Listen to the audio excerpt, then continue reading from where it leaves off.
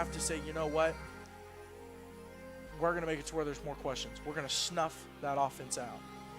We're going to nip it in the bud, nip it, not let it continue. We're going to shut it down. Like you said, you give them an inch, they're going to take a mile. So, I mean, how far, how do you determine what is a good celebration, what's not good celebration to where we can let them do the celebrations? I don't mind it as long as it's not offensive in any way. Look, we don't know. A kid's dad may have passed away.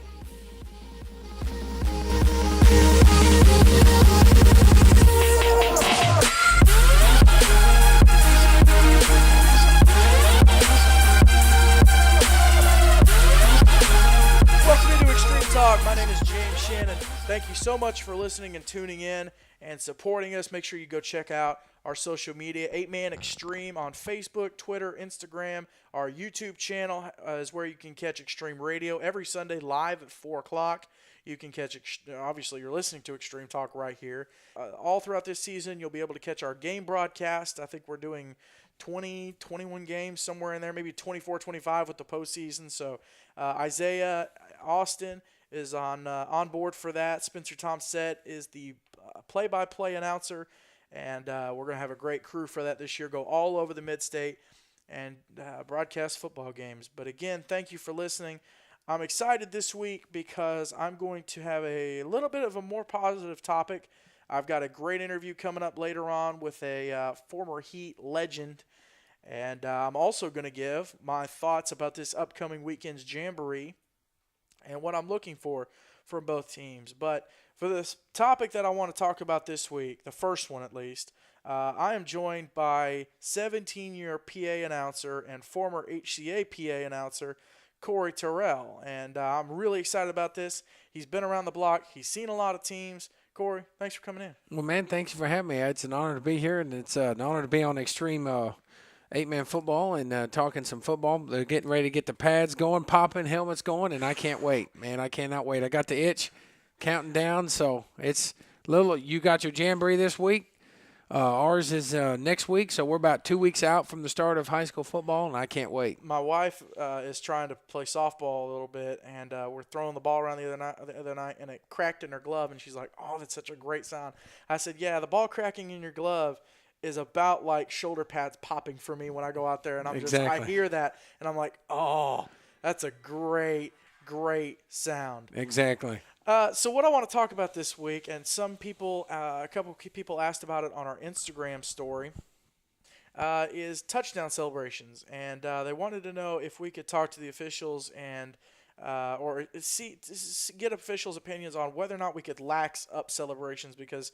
In the NFL, they've loosened the rules up a little bit. You can do some celebrations. You can get creative with it. College, you can do some celebrations, as long as it's not derogatory, and obviously the same in the NFL.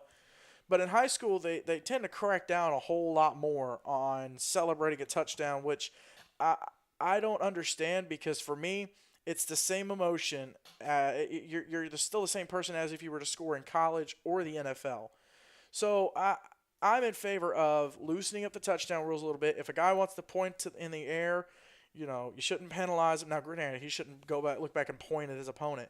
But I'm in favor of loosening up those rules a little bit. And I know you've seen some crazy celebrations. And so what's some of the craziest celebrations you've ever seen? Oh, I've seen some where we were actually playing HCA was playing Lighthouse. We were actually at Lighthouse, and our quarterback ran – about 25 yards to a touchdown, and for some reason, I guess our whole team thought it would be okay to take onto the field right there in the end zone and start dancing. And, I mean, and the problem I have is I understand the kids have emotions and everything, but then you get the coaches didn't have, they don't know what's going on. The other coach thinks this coach playing this, and it just gets out of hand, basically. And that's why when the celebration rules, why they are in high school is because 8-man – even though it's 8-man, they still play under, which our governing body here in the state of Tennessee is TSSAA. Right. So they play under TSSAA rules, which basically, like you said, stops all celebrations.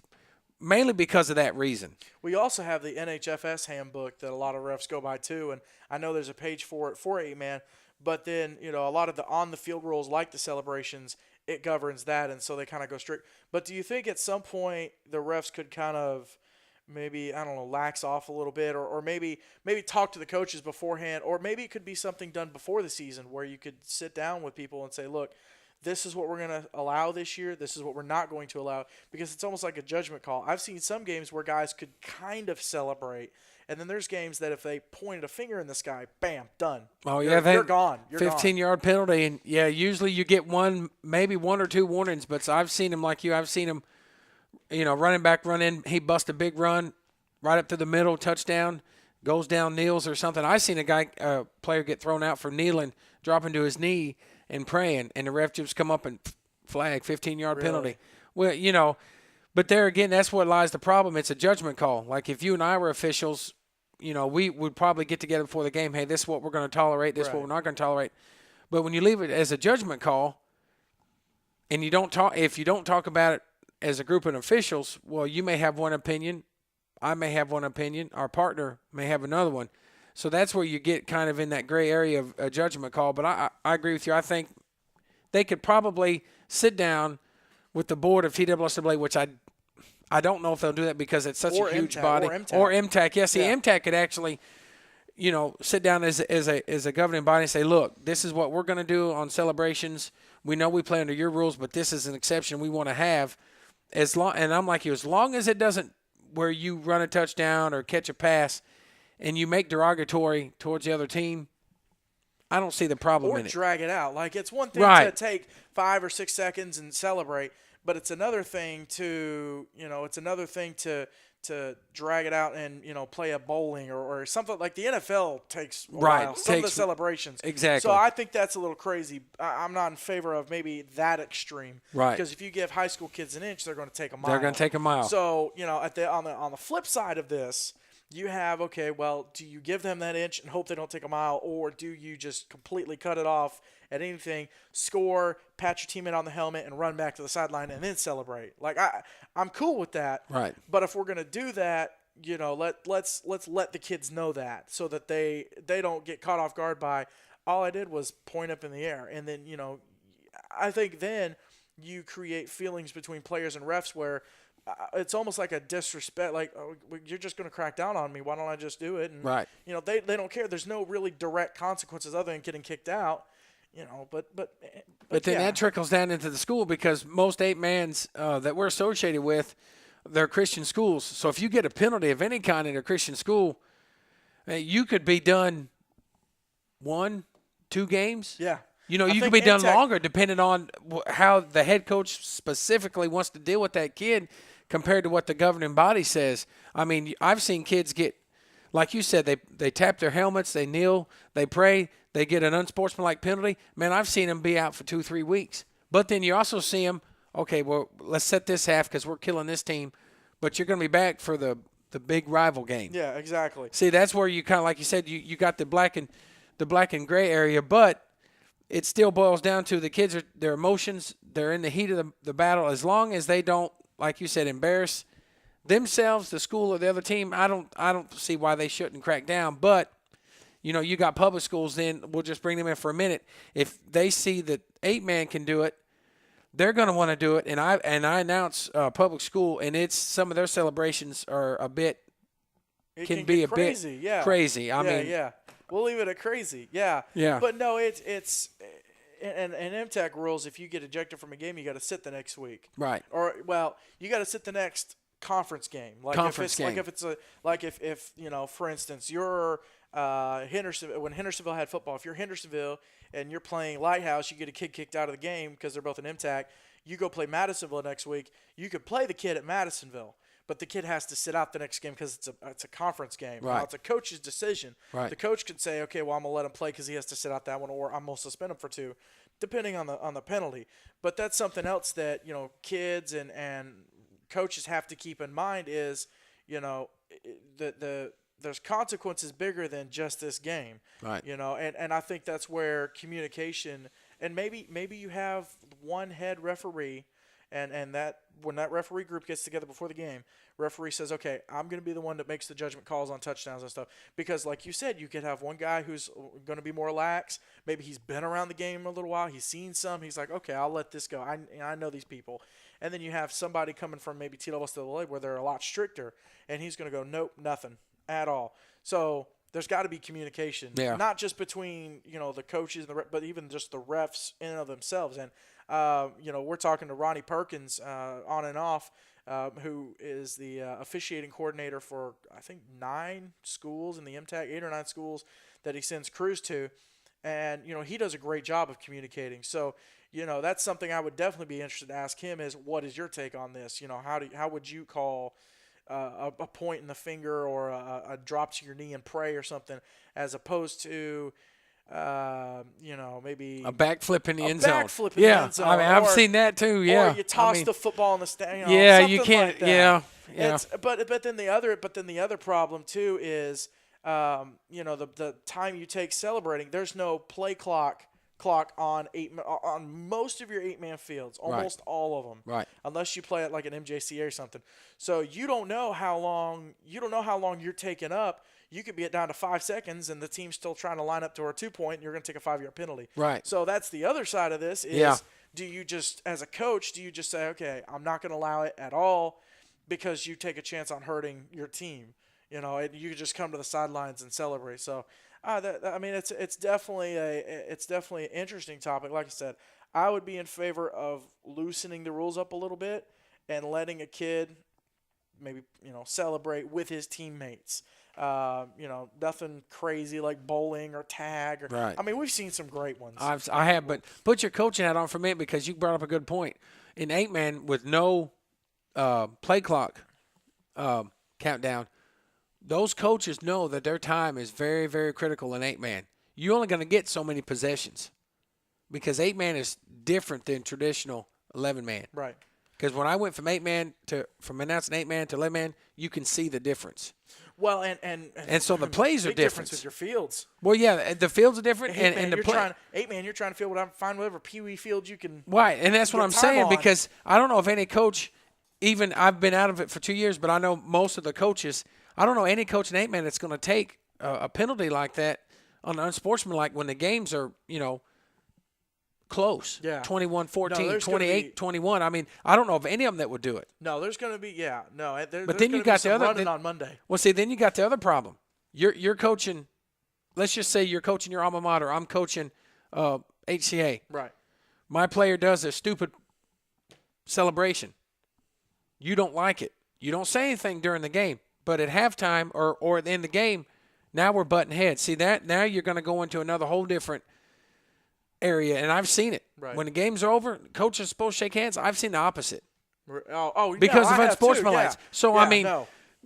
I think that's why the officials, people want to always kind of get on them, but they have one of the toughest jobs, I think, in high school athletics is in the officials in any part, because they're trying to govern all these people out here banging, hitting, fighting, keeping them, civil, and then some kid does a stupid celebration. I don't mean stupid, but does a celebration a kid celebration. Right, a kid celebration that you may not like as your team, because you've trained your team. We're not doing that. Well, I let him do it. You're going to come up to me, and we're going to probably exchange words. Right. Because you take it offensive. Well, because you're taking offensive, your parents are going to take. So you're opening up a whole different book of. It's just as offensive as if you're up by mercy rule 35 or 40. And don't pull your starters. It's that is a pet peeve of mine. If you're up by 35, that's across the board. That won't change. I would say, to be honest, if you're up by, and I've never been a head coach, don't know if I ever will. I'd say if you're up by 4 scores, start filtering. You don't have to wait for the mercy rule. That is a peeve of mine in 8-man football, because if you know that you got an advantage, and it boils down in celebrations, it's kind of the same line. If you know you got an advantage athletically over this team, A and B, and you're up by, like you said, 4 touchdowns or more, there is absolutely no reason to keep your starters in, because all you're doing, A, is you're padding your kids' stats. You're making it, and of course the kids, that just gives them ammo to maybe you may have 1 or 2 bad apples on the team that'll swell them up. And then you're diminishing the kids on this team because they may not have the athletic ability to stop your team. And I know it's football, but you're taking the psychic of this team here and you're killing it because you want to patch your stats for the next game that you think you're going to win. So it all kind of boils down. That's what I'm saying. These governing bodies, they earn their money, even in MTAC, because I know MTAC has different rules than TWSAA. TWSAA has different rules in MTAC, different eligibility and all this other stuff. TACS was around. They had and there's a whole other apple, TACS rules. But, I mean, that's the thing, because you kind of wonder back to the celebrations. If we let this slack, okay, which that's something to look at. But if they let that slack, then what else might they let slack? Right, exactly. Why don't we make the mercy rule this and, this or more than this, or we do this? I mean, it's just, Yeah. Like you said, you give them an inch, they're going to take a mile. So, I mean, how far, how do you determine what is a good celebration, what's not good celebration to where we can let them do the celebrations? I don't mind it as long as it's not offensive in any way. Look, we don't know. A kid's dad may have passed away. Never got to see the kid play. Exactly. And he wants to kneel down because he run his first touchdown. His dad's not in the bleachers. Yeah. I don't have a problem with that. Or grandparents or grandparents. I don't have a problem with that. Yeah. Because if the kid's genuine, most of these kids in this conference, the ones that are genuine. Yeah. And it's sad to say the ones aren't. But the ones that are for that. Yeah. Right, but the ones that are genuine and where it's coming from, I don't see the issue in it. Now, which one? Now, I'll get you. But there'll be parents though that'll say, "No, you're making our team look bad." Yeah. I've had that as a PA announcer. You wouldn't believe some of the stuff I've heard being at the press box because I didn't say this name right, or I'm showing this team too much favor. I'm not giving this team, favor. Even as the HCA PA announcer, away teams are getting mad because you're. Yes, I give an example, and I know this is a little off the subject. If you don't mind, give cool. an example. That's cool. Jamboree, CCS. Good friend of mine, Caleb Cook, called and asked me to do it. HCA knows I'm doing the Jamboree. I mean, it's been like that since he's been up there. Right.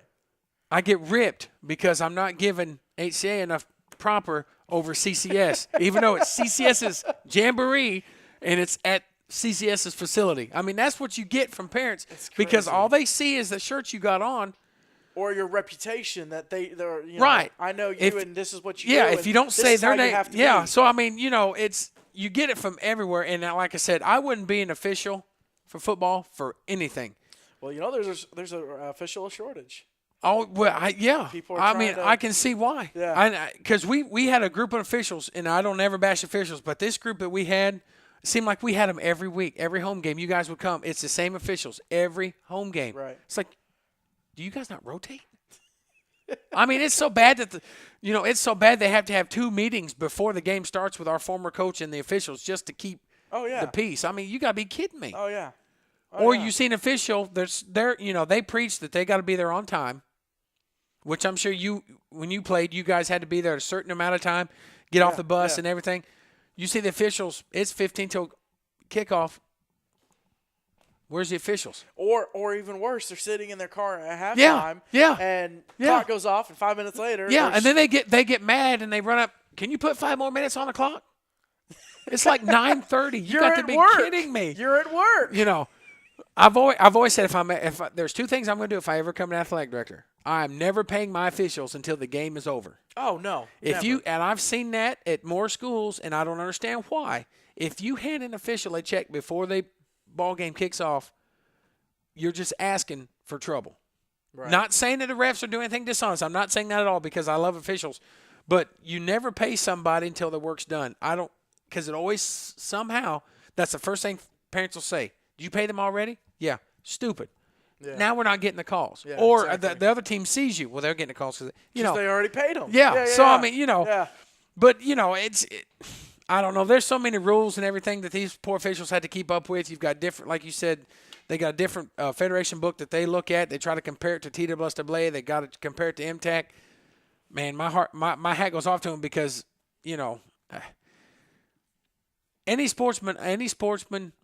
unsportsmanlike penalty, if it's a celebration, that's what they're going to call them. And and an 8-man, that can be the difference from winning or losing a game. Now, a 15-yard penalty. Speaking of a sportsmanlike penalty, worse situation. Tight game. Guy scores a touchdown, celebrates. Maybe they were down by 5 and they score, and there you go. Guy scores, celebrates, costs his team 5 yards because of wasted time. And coach gets mad. Or team is up by 40, guy scores, starts celebrating. Which one's worse to you? I would say the latter. Really? If I'm a coach, yeah, I'm taking a 5-yard penalty. If I'm in the ball game, okay, yeah, he's getting a rip. Like you said, he'll be running some laps on Monday. Yeah, for sure. You're up 40 and you're celebrating. There again, it's not you can't really blame the kids because the kids are in the moment. They're playing the game. Right. That coach ought to set them down at halftime. Look, we're up 25. We're probably going to keep scoring on them. There's nothing we can do. We can't quit because it's football. You never tell a kid to quit in football. Right. No, when you quit, you get hurt. Right. So if the other team can't stop the team that's up by 40, there's no blame because the kids have to keep playing. But you specifically tell them, if you're going to run or you make a catch in the end zone, you hand the ball to the official, come off the sideline. Don't even look or blink. Let me throw a monkey wrench in there. You do put your backups in because that's the right thing to do if you're up by 40. Backup scores a touchdown, starts celebrating. Has the kid ever played? Garbage time. I bring that up because I played garbage time. I don't know. Now, I was a lineman, but I played garbage time. So if I scored, I'm celebrating because I may never get on the field right, because, you may never get on the field again. If it's backups, no, it's okay. Backups, okay. You think so? Yeah. I mean, because most coaches are going to understand if a coach is willing up by 40 and they're legitimately putting their backups in and it's their backups and you got your starters in and he's okay with you leaving your starters in because you're down, yeah, you can't. Yeah. You can't take it out on the kid on that. You really can't get mad. Now the parents are one thing. The parents are a whole other topic. In Christian athletics, I don't care what you do. What sport. Or what sport it is. You're not going to make any parent, I don't care what school it is, you're not going to make any of them happy no matter what the coaches do. I don't care if you're up 50 and you pull your starters. Well, why is my son not playing? Yeah. He needs this many yards to do this and that. I mean, So, yeah, you're not going to make everybody happy. But my thing is, if I'm a coach, like you always I've heard some of your podcasts, integrity. That's what they need to teach these kids. And if a coach is willing to, look, we're not celebrating. I don't care if we win by 3. Unless we have it. Now, it's different because we played a team that never won a game before. Yeah. And they beat us. And who was that? I want to say it was Bowling Green, their first year. It might have been Bowling Green. Yeah, I think it was Bowling Green because we went up there and they beat us. Yeah. Oh, yeah, it was. Yeah, yes, it was. Yeah. Because their announcer was doing their game from the back of his truck. Back of a pickup truck. Yeah. So they celebrated. I didn't have a problem with it. Yeah. Well, I'm on the sideline with the team, so I can't really have a problem with it, which I didn't. But some of our fans, they didn't like it. Well, you know what? Those kids didn't win a game. They haven't won a game up to that point. Here's the other thing. It's their field. Yeah, and it's their field. It'd be different if they were coming in disrespecting you. Yeah. I mean, so, like I said, that you've got different rules and different celebrations. And, hey, my thing is, here's one that the officials ought to look at. And I think that they ought to enforce it more. You're talking about unsportsmanlike and celebrations. Start holding the parents responsible. Oh, yeah. For celebrations. No, completely. Because not just for celebrations. Right, but if you're going to punish the kids, okay, you're going to punish the kids for celebrating, which is, that's the governing body we play under MTAC, TSSAA, and whatever else we play under. Yeah. You're going to punish the kids, then by all rights, you should punish the parents. Sometimes the parents, I have been up on the press box. I've been down on the sideline. I've been sitting in the fans, with the fans. Some of them, I swear, if I was AD or headmaster, would be gone by halftime. Yeah.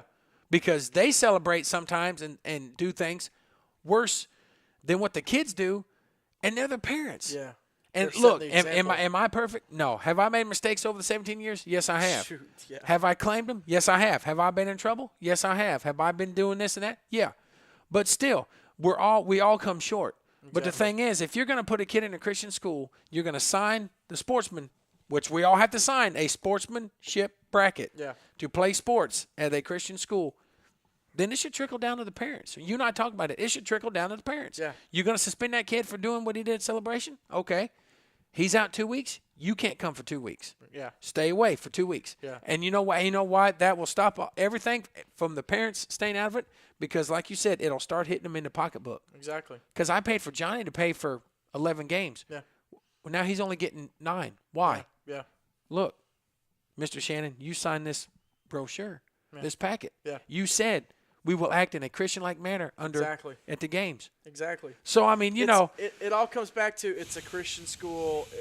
Most of the schools are Christian schools. And that's probably why you have to act like that. And that's probably why the officials are when they come to do 8-man. And I've heard officials tell me that's why they're kind of more stricter on the rules, because they know these are supposed to be Christian schools. Oh yeah. And they're supposed to be. And I'm not knocking anybody, but it's not supposed to be beats playing station camp at station camp. Yeah. When those refs walk on that field, we've been to a game. When those refs walk on that field, or White House Heritage. yeah, they know the crowd's what they're going to expect. Yeah. Okay, so when the officials walk into Christian Community playing South Haven, they pretty much see. Okay, look, I got South Haven at Christian Community. We should be okay. And most of them have been there before. And the only reason I'm saying South Haven at Christian Community because that's the teams I remember playing in TACS and now MTAC, so I'm familiar with both of them. So even like if you play Lighthouse and HCA, we got Lighthouse and HCA. Okay, we know, right. These fans are going to be somewhat respectful. Yeah. Well, sometimes now it's getting to the point that some places you go, it's not that. No, and see, but that's what I'm saying. It all comes down to. That's what I'm saying. I don't know. I like to see them to ease up on the sportsmanlike penalty for celebration. But, I mean, I don't know, because if you do that, you and I have both seen over the years how progressive it's gotten. It bleeds into the fans. Oh, yeah. You don't want fans celebrating, and I've seen fans celebrate for their team, which is well and good. But I've also seen them celebrate to the point that they're making fun of Team B that they're playing. Yeah, no. That's correct. And I've seen derogatory is not acceptable. And, dude, I've seen it. And you can't point it out, because if you're wearing that school colors, you can't say nothing. What are you telling your kid, too? Yeah. Because if you go tell administration, I'm trying to be nice. If you tell administration you're a Team B and they're celebrating and you're a Team A because my son just scored a 50-yard touchdown and they're celebrating and we're making fun, you go tell administration that and you're a volunteer or anything like that, you're gone. Yeah. They'll replace you in a minute. Oh, yeah. And see, and that's, like you said, what is that teaching the kids? They don't want to deal with the problem. They want to deal with who stirred up. Well, and also, too, I'll take you one further. What they really want to do, some of them, not all of them, but some of them just want to take the rug, pick it up, put it back down. Oh, yeah. No. Yeah. We don't have any problem celebration. Exactly. So it really depends on the school, I think, and it depends on the coach. Yeah. And, I'm not familiar with your coach. I think I've met him a couple times, so I'm not for sure really where he stands on celebrations. Right. But I know Coach Meek used to be at HCA, and I didn't really notice that they celebrated a lot. Yeah. Now, last 2 years I wasn't there, but before then we had Alexander, Coach Alexander, who's now in Knoxville. He didn't put up with any of that stuff. Coach Carnes really didn't put up with any of it. So it just depends. I think in a Christian school, in the division the MTAC, I think it's best. I think the MTAC should have a governing rule, which they probably do in place. Yeah, they do. But they got their bylaws. Right, but I also think that if HCA is playing CCS, HCA is lenient on celebrations. The way I look at it is, as a head coach, you should walk over to CCS and say, look, I know what the governing rule says. We allow this. What's your opinion? Communication. Do you object to it? Yeah. If you say yes, then I go back to my team. They don't want us to celebrate. And I mean, that way you eliminate everything. And you communicate with the officials. You Right. both go to the officials Yeah. and say, hey, look, we've agreed. It's almost like a couple years ago, HCA. We talked about HCA, and it was Grace Baptist then. Yes. But they let the manager do a play, and he got to score. Scores Both touchdown. coaches Yeah. communicated, went to the refs. They were cool with They it. come up and told me when that play was going to happen, Yeah, so I already exactly. knew exactly. Yeah. Yeah. So that's It's the just way it should be. communication. Yeah, and that way, if you do that, you eliminate all problems. You won't have Johnny's mom upset. You won't have this mom upset because they let this. If you do all that, then everybody's on board. But then you might get a school that, you're playing, CCS is playing. No, we don't want to do that. Well, And I'm not saying any coach will do that, but let's say you get a coach that says, you know what, I'm going to do what we want, and we're going to do it anyway. Yeah. Well, now you're creating a whole different – so, it can go either way. And I've seen that happen. Exactly. That you all talk about it and you agree upon it. Well, we're going to do this. We're going to do that. Okay, and then you get into the game, it's something totally different. So, it's an interesting topic, and I don't know how the MTAC would look at that, but maybe that's something they could look at. But I definitely do think that they need to look at that, and they also need to look into parents' involvement. Yeah, Corey, thank you so much for coming in. Yes, It's sir. been a pleasure. We'll have to get together again. Hey, anytime you want me to come, it was an honor. I love catching up with you, talking football. 8-man, I mean, this is a You were around joy it for long me. enough. Well, yeah, but when you're at the press box, sometimes you only see the teams that you play. You don't really get to travel very much. Exactly. But I try to keep up. Now, basketball is different. I was able to travel, but football, it's kind of hard because you got one team, and you normally don't travel with the away when they go to away games unless it's local. Right. But I'm familiar with you and South Haven and teams Pleasant View in the past, Franklin Classical. But yeah, I enjoyed it. I'm glad you had me. I know it's something different for you to have me come up here, but I enjoy it, man. I had fun, and hopefully this won't be the last time you'll have me. Absolutely. And I'd love to do it again. Sounds good. We'll do it Yes, again. sir. All right.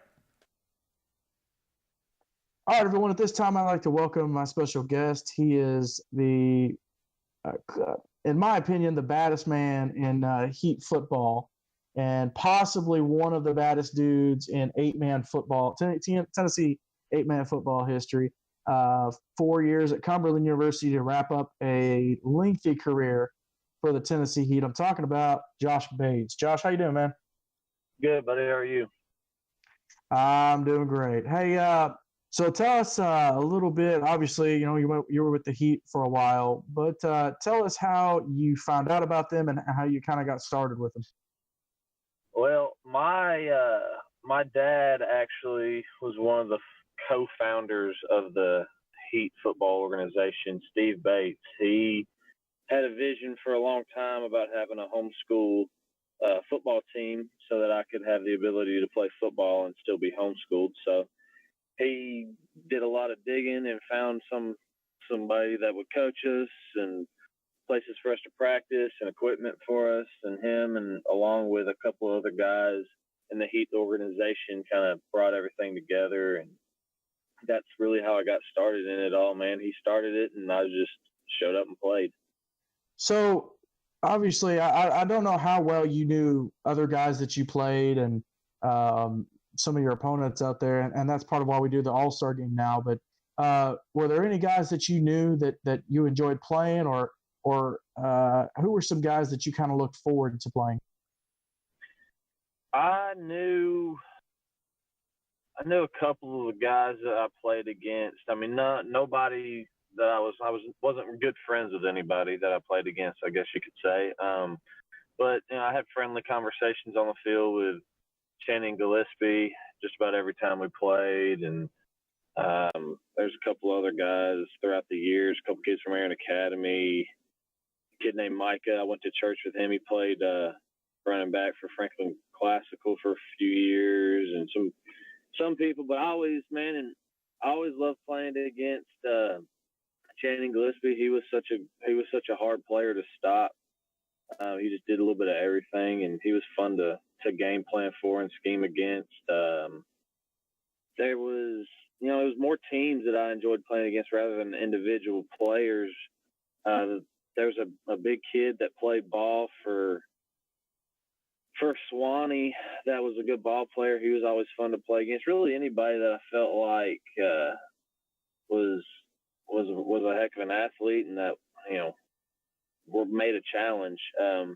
In our league, there was always one or two guys on every team that were hard to stop, and you kind of had to roll the punches. But every week there was at least one or two guys you kind of had to game plan for. So, like I said, it was more teams than anything. Christian Community was always fun. Aaron Academy, Franklin Classical. Those three teams are probably the ones I got most excited for. It was probably the most rivalry atmosphere, I guess you could say, between those teams. Yeah, Channing is my guy. We were seniors together, and with a couple other of those guys. You mentioned teams you enjoyed playing against. Who were some of your big rivals, or who did you really get psyched up and jacked up and ready to play, and kind of all y'all as a collective group? Man, Christian Community was always one that we loved to play against just because they were good. They were well coached, they were disciplined, and they had some good athletes, and it was that was enjoyable. As far as teams that we really got psyched up to play, Aaron Academy and Franklin Classical were probably the two that we got most jacked up for, just because we didn't like them.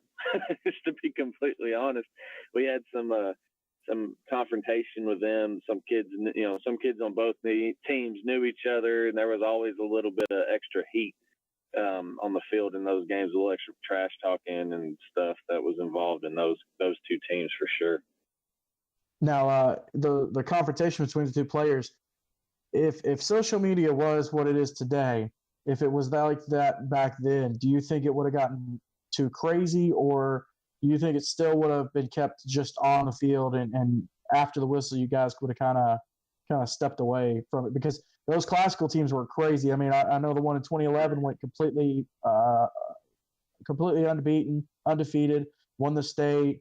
I mean, they were crazy. They ran the table for a couple of years, and we played them and lost to them in the championship. But how do you think that would have played out then if it was where everything is right now? I think there would definitely been a little extra trash talk, just because people are big when they're behind a keyboard for whatever reason. It's a lot easier to say something on Twitter than it is to say something in person. So I think it definitely would have gotten a little more heated, for sure. I don't think there's any question, but we had to resort to letting it out on the field because we didn't have that social media outlet. So I think there was a little more aggression and a little more smack talk, I guess you could say, on the field than there would have been if there was social media, because social media gave you an outlet and we didn't have one. Now, we mentioned I mentioned that you went on to go play at Cumberland University for 4 years. So talk about how your recruitment went, and then once you got there, and especially once you'd played a couple years, how did people kind of look at the fact that you came from an 8-man team that people maybe didn't know about, even though it was right there in Wilson County? Well, the recruiting process was interesting. I went to a lot of football camps around town, and I emailed coaches some game film, asked if I could, come to any of their camps that they had, asked what camps they were going to be at, just tried to network as best I could, and had some Cumberland coaches saw me at a couple of camps I went to and emailed them my highlight film. And Coach Luce was the running back coach up there at the time. He emailed me back and told me he'd love to have me come up, and gave me a visit, and we toured campus and the football facilities and everything. And then about 2 days later, the head coach, Coach Suber, sent me an offer and showed up, and I was a nobody, buddy. I mean, nobody knew who I was. Nobody knew that 8-man football even existed in Tennessee. And it was a struggle. A lot of the coaches didn't know my name for the first couple of years. I was just some kid that was on the team. I was the blonde-headed homeschool kid to most of them. And we had an offensive coordinator come through for a year while I was at Cumberland, and I don't think he ever knew my name. He just called me homeschool the whole year that he was there.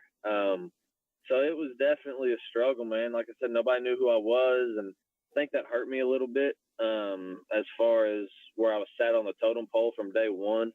Definitely had to earn my stripes. There was no, we had a couple kids from Hoover High School and Heritage High School in Atlanta and places like that, some big time, big name schools, and they come in, and every coach there knows who they are. They know their position, they know their stats from last season, and they automatically are put on a pedestal above everybody else because of where they come from. And I didn't have that luxury, for sure. So everything I had to work for, and I got moved around and had tried out a couple different positions, finally found one that was a good fit and a coach that loved me, and just kind of found my home. But it definitely took some time. It wasn't easy.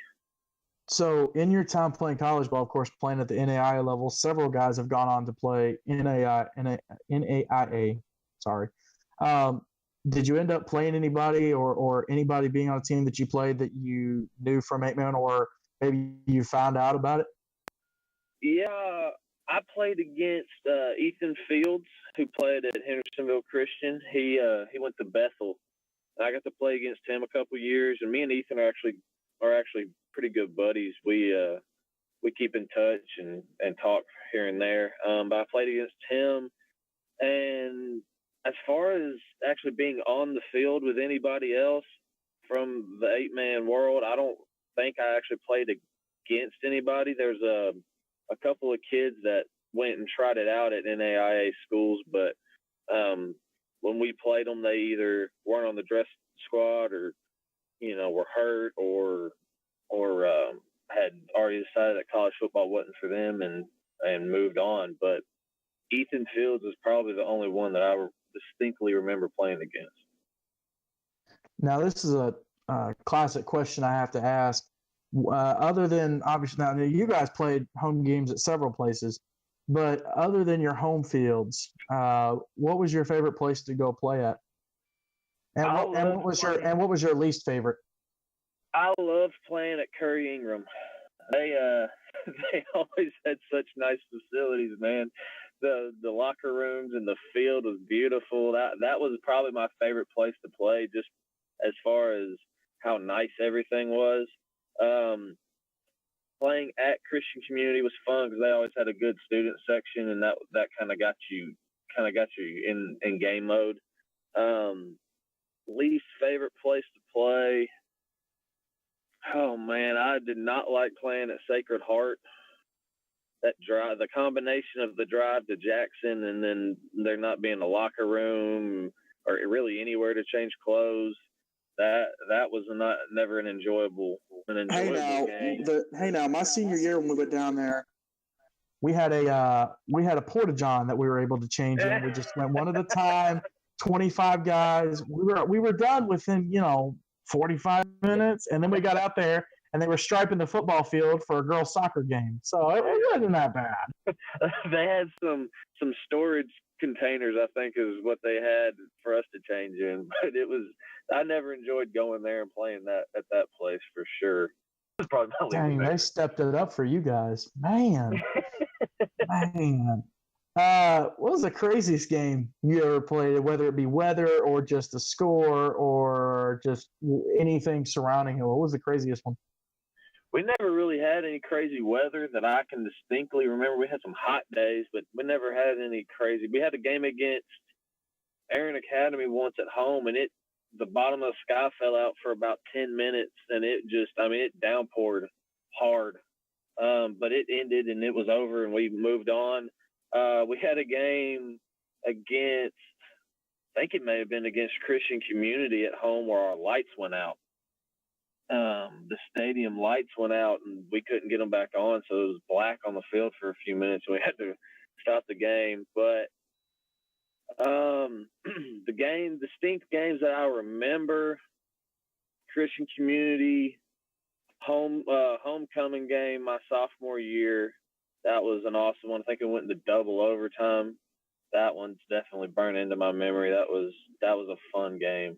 And then we played Franklin Christian my junior year. And for some reason we couldn't stop scoring, man. And everybody that started got pulled. I didn't play the whole second half, and we put 99 points on the scoreboard that game. I think we beat them 99-21, and that was the craziest score I ever remember. I've never put up that many points in any game of any sport I've ever played. So that was fun. I actually remember seeing that, and we put up 80 on them in their homecoming. So everyone knows them now, but back in the day, they were the little brothers. So that's right. I mean, it was bad. I hate to bring this up, but what was the worst loss in your career that sticks out to you? Maybe that's kind of stuck with you. And then on the flip side, what was the best win in your opinion that you really hang on to? Man, freshman year, everybody killed us. I think we won 3 games freshman year, so there was a lot of beatdowns that I don't really even – I try to forget. The most devastating loss I took probably the hardest was junior year. It was one of the years we co-opted with Curry Ingram, and it was Curry Ingram's homecoming at Curry Ingram when we played Franklin Classical, and we lost. I think it was just by 7 points, maybe even less. I mean, it was a close game. It came down to the wire, and that one hurt. I wanted that one bad. I wanted to beat them really bad, and we were really good that year. So the loss kind of hurt our season, man. And I mean, that one was bad. I remember distinctly sitting at midfield after it was over and crying for a pretty good while. I didn't get up until one of the coaches came over there and helped me up and hugged it out with me. That one hurt pretty bad. But that's probably – I don't distinctly remember a score that was just out of hand because freshman year there was a lot of those.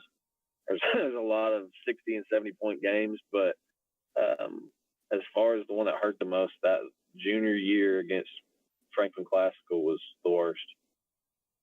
So basically we have you to thank for Classical going unbeaten that year. Yeah, I guess so. I'm just picking at you. I'm just messing. All right, so to bring it a little more current – I don't know how much you've kept up with ball after you played or even since you came out of college. Is there anybody that, like, in the last couple of years you've enjoyed watching, or is there anybody that, you know, that you've really kind of had your eye on? Man, to be honest with you, I haven't been able to keep up with playing ball at Cumberland and all. It's my time was pretty monopolized. I mean, it was 7 days. Football was 7 days a week during the season, so I didn't get to come see a whole lot of games. I didn't get to keep up with a whole lot of the action, but I don't know, man. We got some. From what I understand, there's some good talent in the league, and I'm helping coach the Heat this year, and we got a couple kids that are really good athletes, and we had a couple stone cold killers on the team, so they got some talent for sure. A couple years ago, HCA and the Heat co-opted. Obviously, the Heat, you know, the numbers were down and everything. And I think we asked you about you and Devin and guys like that about that. But how happy are you? Because it seems like that co-op kind of kept Heat alive for another year, and then they were able to come back last year, and now they're doing great. Their numbers are fine. So how happy are you that – I don't know that it took humbling, but it took stepping aside a little bit for some people and you know, just teaming up with HCA. How happy are you that happened? Well, I'm just glad that the program stayed alive, man. I mean, the year after I left, it seemed like the numbers and the talent kind of started slowly declining, and that didn't even start really. It started before I left. That started my senior year. The numbers and the talent level just kind of started to go downhill. But I'm glad that they did what they had to do to stay alive, and now they've got good numbers again, because it gives kids an opportunity to play, and whether high school is all there is or whether they want to move on and play at the next level, every kid deserves a chance to experience high school football. It's something special that you take with you to the grave. So I'm just glad that they have kept themselves alive and are giving other people the opportunity to have the same experiences that I had. You're coaching now, and you know, with you playing football 8-9 years, what are some of the things that I know you're helping coach, but what are some of the things that maybe you learned or you got that you're trying to give to the kids there that you're coaching? Like what's the biggest thing you're trying to get across to them? Well, I think I played 3 sports all through high school, and every coach I had, regardless of if the relationship was positive, negative, or otherwise, they had an influence on me in one way or another. And not just in sports, but they had an influence on me and the kind of person I ended up being. And so the biggest thing that I'm trying to get through to these kids is a lot of times it's really easy to just kind of get tunnel vision, and the only thing you see is football. But, you know, it's cliche, and all, but one day it ends. You got to hang up the cleats and it's over, and you go out into the real world, and nobody gives a dang what kind of a football player you were. It's about what kind of a man you are. And so I'm trying to influence the kids as much as I can, just to be good young men, and realize that football's a great tool, and you can use it to pay for college if God bless you with that ability. But at the end of the day, it ends, and it's time to move on. And having integrity as a man is more important than how many yards you rush for. So that's kind of the biggest goal I have in mind. Last question. A lot of talk about concussions and injuries and problems that people have with football. Well, I got two questions. With the injuries and the concussions, one day you're gonna have kids. Do you let your son play football? Yeah, definitely. There's, kid could fall down the stairs and have more brain damage than he has in, 8 years of competitive football. It's just, that's part of life, man. You can't let your kids live in a bubble, and I'm grateful that my parents didn't let me live in one. So yeah, definitely. Last question. You said you played several sports, 3 sports throughout high school. Are you more in favor of multi-sport guys? Because I know the problem with that is, sometimes if you play one sport, the other sport overlaps into it, and then you're coming in tired. Are you more in favor of multi-sports, or just one kid focusing on a sport and maybe trying to be the best at that one sport? I think that depends on the kid. For me, it was awesome. And like you said, they did overlap. I played travel soccer and high school football. And so those sports overlapped. They were in the exact same time of the year. So on Monday I'd have football. On Tuesday I'd have football and leave football and go straight to soccer practice. And then Wednesday I'd have football. Thursday I have football and soccer. And then Friday I'd play a football game, travel Friday night all the way to Memphis, play a soccer game Saturday, a soccer game Sunday, drive back home, and start all over again. And I was exhausted. Wow. The soccer season was exhausting for me, but it was great. It taught me a lot. It taught me a lot about just perseverance, man. And, when you get exhausted and stuff, there was a sign that hung in the locker room at Cumberland, and it said, "Fatigue makes cowards of us all. Don't get tired." And it's true. When kids get tired and you get fatigued and your body's reached its limits, you kind of figure out what kind of a man you are. And so in that aspect, I think it can be good. It can build integrity. It can build hard work, and it can help a kid, fight through adversity. But to your point, being able to focus on one sport individually, I think will definitely help the kid be good at that one sport. If I had picked one sport and stuck with it and really focused on it, I probably would have been a little bit better at, whichever sport I had chosen. I played soccer at a very high level. I was top 2 team in the state of Tennessee. And I played football at a high level. I got to go play college. So, if I had picked one or the other, could I have been better? Yeah, probably. But I wouldn't have had the experiences I had, and I wouldn't have had the friends that I had, and I wouldn't end up who I am today, and I like who I am. So I think it depends on the kid. I think there's definitely advantages and disadvantages to both. Well, it's very hard to imagine. Is it good? Okay. It's very hard to imagine that you could be very much better, that you could get better at any sport you played. But anyways, Josh, I appreciate you doing this, man, and good luck on coaching the Heat this year. We'll keep an eye on y'all. I appreciate it, man. Thanks for having me. All right. I had a great time talking to Corey and discussing touchdown celebrations. It's always a difficult, different topic, just everything that's on both sides of it.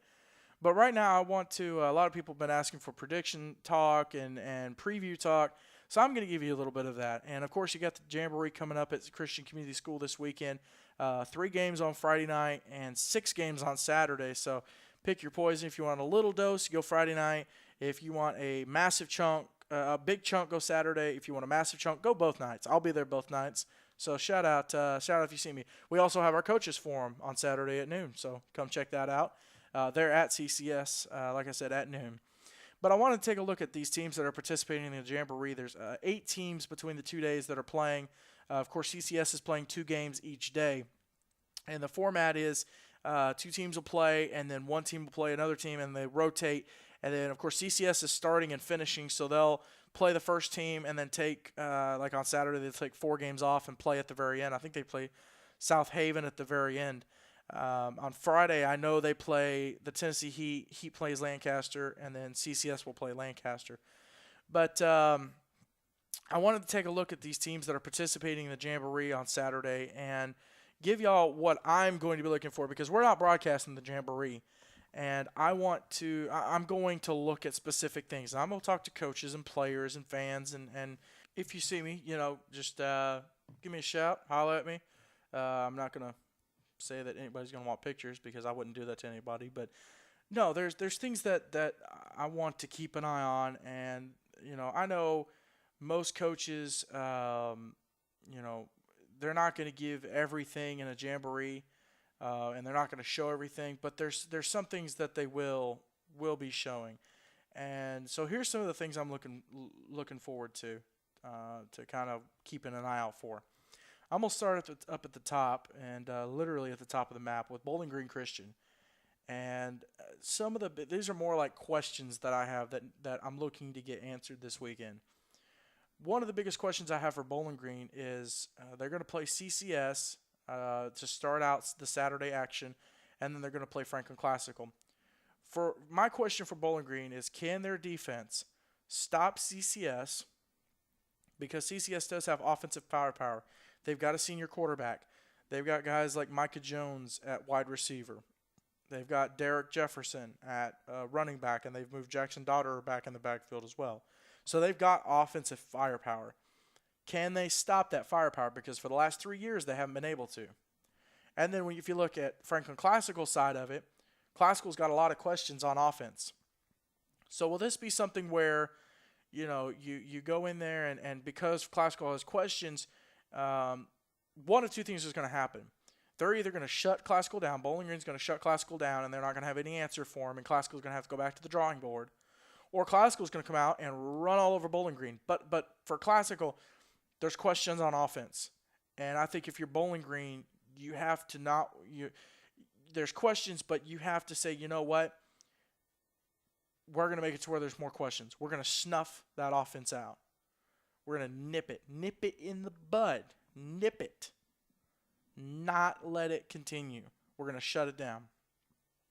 Speaking of CCS, I'll tell you something I'm going to keep an eye on. Now, over the last couple seasons, they've lost some linemen on both sides. They've lost some defensive ends, Colton Rollins, Devery Zapata, David West. I mean, they've lost some dudes, Isaiah Webb.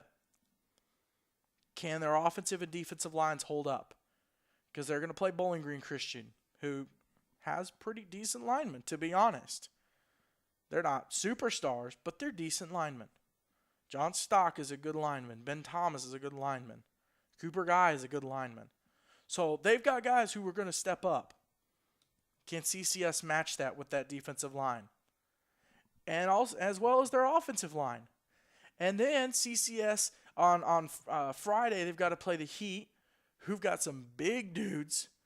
They're going to have to play Lancaster, who's got some decent-sized dudes.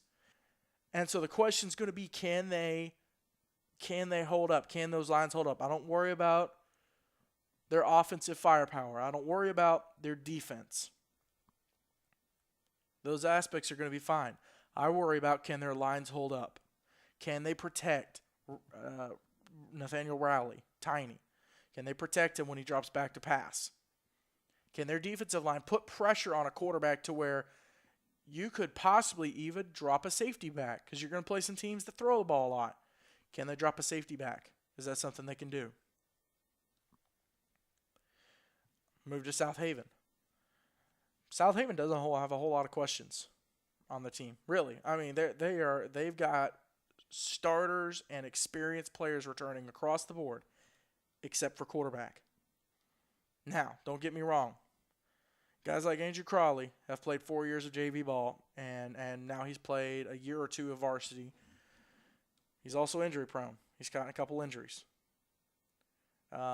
Word is that Kobe Rojo is not returning at quarterback after 2 years of being the quote-unquote starter. He was the starter, but he was injury prone as well too. So here, my question for South Haven, what's going to happen with their quarterback situation? If Crawley goes down, who's the backup? If that backup goes down, do they have a third person in place? That's happened several times. FCA last year lost their starter and their backup in the same game, and you had to go to the third quarterback. It was Andrew Schindel. But I wonder about South Haven. What will their quarterback situation be? How will their quarterback play?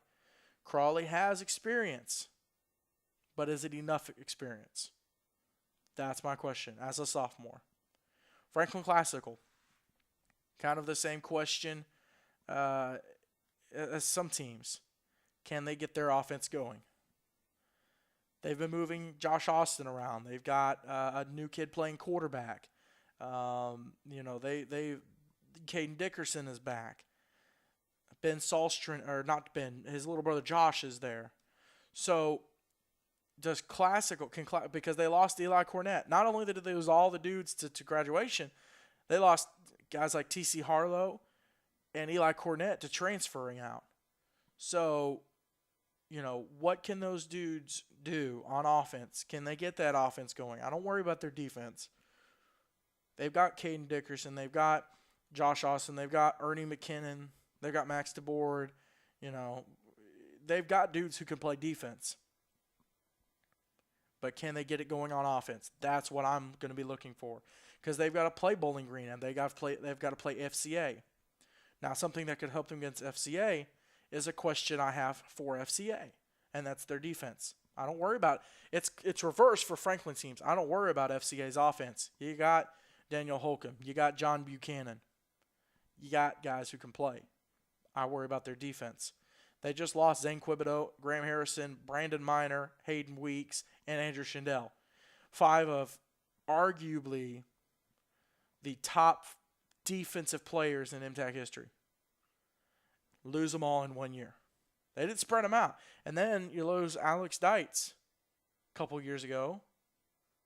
So you lose Braden Holcomb 2 years ago. So can they get that defense going? Can that defense stand up to Classical or to anybody really this season? Can they do what they need to do to stop teams from putting points on the board? Because the thing you don't want to get to is where it's a shootout. You don't want to get in a shootout, because it gets crazy. It really does. But FCA, it might help them a little bit. They've got to play Sacred Heart. I want to talk about Sacred Heart. And to be honest, I'm looking at everything. I really didn't keep track of them last year playing 11-man. So I don't know what Sacred Heart has. Are they going to be okay? I like their quarterback, but their team is going to have to give them some help. In just 3 games, they gave up 4 games. 5 sacks, 9 interceptions, and throughout the season, they were outscored 262-60 with 2 shutouts. So I'm looking at everything for them. I don't know what they've got. We're going to have to see. We'll see Saturday.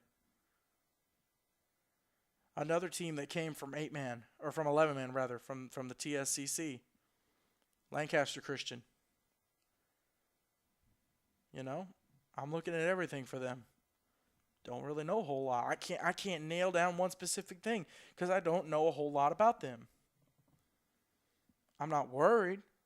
I've got them picked to go 7-1 because I think it's going to be a down year for the MTech South. I think they're going to handle their business. Now they got a game against the Heat, their first 8-man game. I think they'll drop that. But I don't know. Maybe now those are preseason predictions. They might change after the jamboree. They might change pretty big. I'll tell you the other team that plays on Friday night, and the last team that I'm going to talk about, well, it's the last team playing in the jamboree, but I wonder about the Tennessee Heat. And I talked about, where CCS, their offensive defensive lines, they're going to have to hold up against the Heat's big dudes. The Heat, they've got some big dudes. They got some good players. James Redding, Micah DeGrood, Chris Savely. This is like his 5th year being there. Feels like his 50th. They've got some dudes. But they went through 3 quarterbacks last year, and apparently they have a new quarterback this year. So what is their quarterback? What's their quarterback situation going to be? Just like South Haven. Quarterback is your cornerstone. If you got your quarterback, most of the time you can figure everything else out. Bowling Green has their quarterback. CCS has their quarterback. South Haven, to an extent, has their quarterback. FCA has their quarterback. Sacred Heart has their quarterback. Swanee's going to have a new quarterback. Webb's going to have a new quarterback. Lighthouse has a good quarterback. Ricky McDowell, I like him. He's cool. But you got to have a quarterback. You got to have a quarterback to center everything around. And that is my biggest question for the Tennessee Heat. That's the stuff I'm going to be looking for this weekend at the Jamboree on Friday night and Saturday night. So if you're there Friday night, say what's up. You're going to see me walking around in an 8-man shirt. Maybe Isaiah will be there. I don't know if Spencer's coming. But Saturday, come out to the coaches forum at noon. Meet some of these head coaches. It's going to be a good time. Stick around for the Jamboree. 5:30 is when it starts. CCS Bowling Green. They're going to get it on. I'm excited. Football is here. It's the most wonderful time of the year. So there you go. That's what I'm looking for at the Jamboree. I want to thank my guests. I want to thank Corey Terrell, former voice of Hendersonville Christian Academy. I want to thank the baddest dude, one of the baddest dudes in MTAG history, a Tennessee Heat legend, Josh Bates. I want to thank you for listening. Thank you for checking this podcast out. It's football time, baby. See ya! Thanks for listening.